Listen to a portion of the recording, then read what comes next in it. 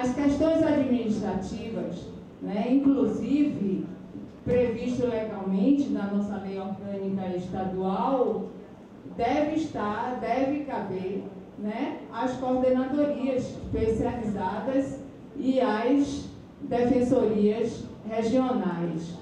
Eu entendo que o defensor público geral tem que estar disponível para as atribuições de maior relevo, até mesmo para que possamos crescer com maior celeridade, como o nosso momento histórico está a exigir.